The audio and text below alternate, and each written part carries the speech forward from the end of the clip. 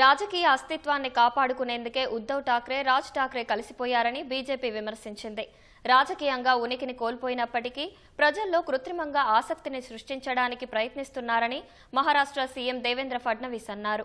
స్వయంగా పుతిన్, జెలెన్స్కీలు శాంతి చర్చల కోసం భేటీ అయినట్లు ప్రచారం చేసుకుంటున్నారని ఎద్దేవా చేశారు. సిద్ధాంతాన్ని విడిచిపెట్టి బుజ్జగింపు రాజకీయాలకు పాల్పడడం వల్లే ప్రజలు వారిని తిరస్కరించారన్న ఫడ్నవీస్, ఠాక్రేలు కలిసిపోయినంత మాత్రాన ప్రజలకు వచ్చే లాభమేం లేదన్నారు. ఠాక్రేలు కలిసిపోయినంత మాత్రాన పెద్దగా నష్టం లేదని, ఫోటోలు తీసుకోవడం తప్ప ఒరిగేదేం లేదని సిందే వర్గం శివసేన నేతలు వ్యాఖ్యానించారు. భావోద్వేగ కార్డును ఉపయోగించాలని వారు భావిస్తున్నట్లు చెప్పారు. ఠాక్రే సోదరులు ఒకటవ్వడాన్ని కాంగ్రెస్ పార్టీ స్వాగతించింది.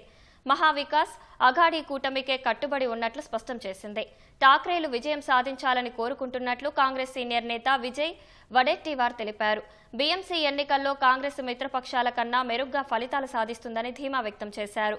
కాంగ్రెస్కు భాష, ప్రాంతం, మతాలకు అతీతంగా మద్దతు ఉంటుందని వ్యాఖ్యానించారు.